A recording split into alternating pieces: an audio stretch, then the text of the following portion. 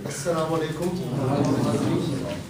अपनी बात शुरू करने से पहले मैं चाहता हूँ कि पिछले चंद सालों में जो लोग दहशतगर्दी में शहीद हुए, ख़ासतौर पर हज़ारा कम्युनिटी जो हमारी कोयटा में है, हम सब उनके लिए फातिहा पढ़ें।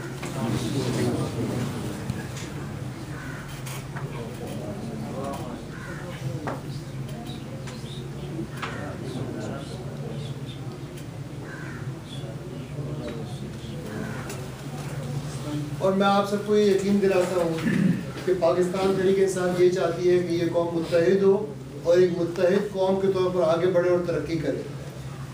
सबसे पहले तो मैं वली ख़ान, नकी रज़ा और नेमतुल्लाह को का शुक्रिया अदा करता हूँ जिन्होंने इस प्रोग्राम को मुरतब किया, और जो यूसी के मेंबरान इलेक्ट हुए हैं आपको भी मुबारकबाद पेश करता हूँ।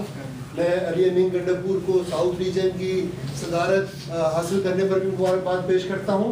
और अब हमें एक ऐसा लीडर मिला है साउथ के पीके में जो हमारी आवाज़ हमारी सेंटर बॉडी तक पहुंचा सकता है और हमारे जो मसाइल हैं उनको अच्छी तरह पेश कर सकता है।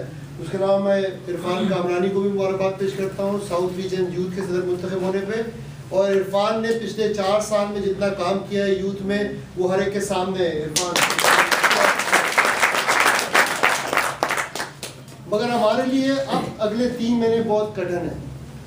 उसकी वजह यह है कि हम जो कुछ भी करें, अगर इलेक्शन के दिन हम नाकाम हुए तो फिर हम इस मुल्क को बदल नहीं सकेंगे। अब इलेक्शन में कामयाबी के लिए हमारे पास क्या क्या जराए हैं या क्या क्या रास्ते हैं। मैं समझता हूँ कि फार्मूला बिल्कुल सिंपल है, बहुत सादा फार्मूला है जीतने का। वो ये है कि इस वक्त तहरीक इंसाफ के 700 मुंतखब नुमाइंदे हैं NA-24 के अंदर। 700। अगर ये 700 नुमाइंदे इस बात को यकीनी बनाए कि 100 वोट डलवाए, सिर्फ 100 वोट। आप अपनी कम्युनिटी के लीडर हैं, आप अपनी कम्युनिटी के रहनुमा हैं। अगर आप 100 वोट नहीं डलवा सकते तो PTI जीत भी नहीं सकती। ये मैं आपको आज कह रहा हूँ।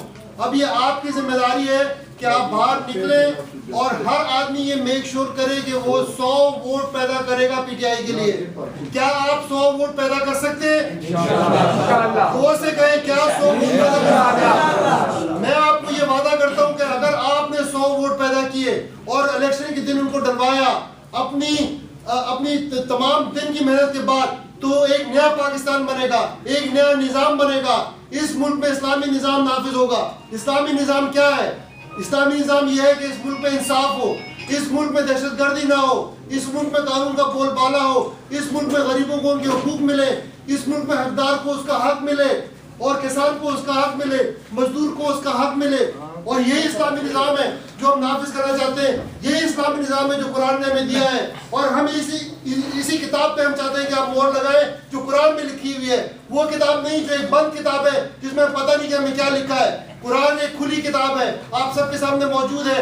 उसी किताब पे तहरीक इंसाफ निकली है और उसी किताब पे अमल करते हुए हम आगे बढ़े हैं। तो क्या आप आगे बढ़ेंगे? क्या आप इस किताब को मोहर लगाएंगे? अगर आप ये कर सकते हैं तो ये मुल्क बदलेगा। अगर आप ये नहीं कर सके तो हम फिर इसी फसूल निज़ाम पे अगले 5 साल तक चलेंगे। तो मेरी आपसे दरख्वास्त है, मैं आपसे इल्तिजा करता हूँ, मैं आपसे दरख्वास्त करता हूँ, मेरी जो मदद आपको चाहिए मैं आपके लिए हाजिर हूँ। हमारी पूरी टीम आपके लिए हाजिर है, लेकिन आपके बगैर नहीं हो सकता। मैं हर घर तक नहीं पहुँच सकता, लेकिन आप पहुँच सकते हैं। आपको हर घर तक पहुंचना होगा। आज दिन से निकलने के बाद 75 दिन है आपके पास, 75 दिन। अगर आप एक दिन एक घर में जाएं तो 75 लोगों तक आप जा सकते हैं। मैं आपसे फिर दरख्वास्त करता हूँ कि प्लीज जाएं और एक नया पाकिस्तान की तामीर करें। पाकिस्तान जिंदाबाद, पाकिस्तान जिंदाबाद, PTI जिंदाबाद।